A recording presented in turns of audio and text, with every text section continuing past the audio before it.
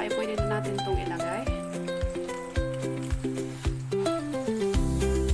Ayan. Lagay na natin si pancit. And let it cook.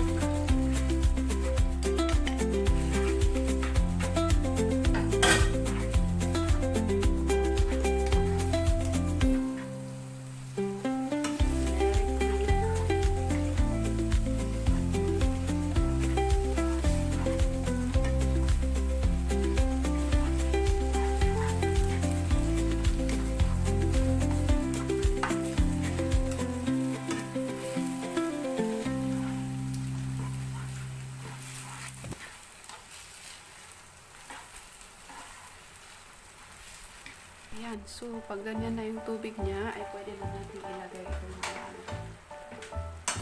Ito, ilagay na natin ito.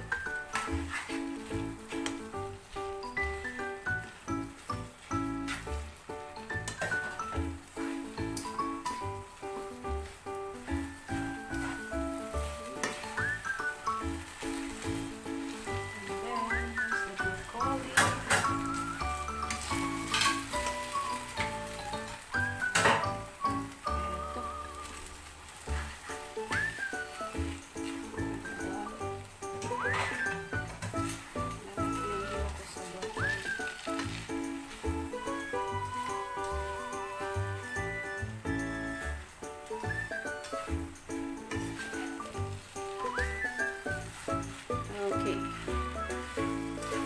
Wala na siyang tubig. Pwede na to. Off natin yung apoy. So, ayan. Meron na tayong pancit bihon. Sarap. So guys, eto na ang ating pancit bihon with barbecue and broccoli. So guys, tikman na natin ang ating pansit habang mainit pa.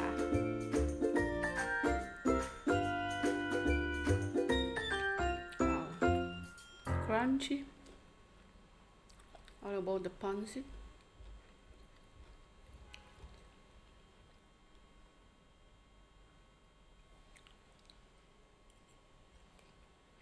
Wow.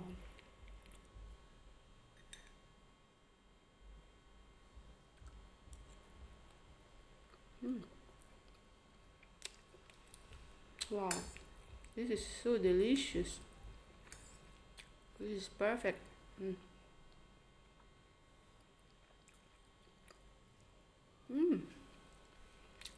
Wow. Thank you guys. Sarap niya. Ang sarap. Thanks.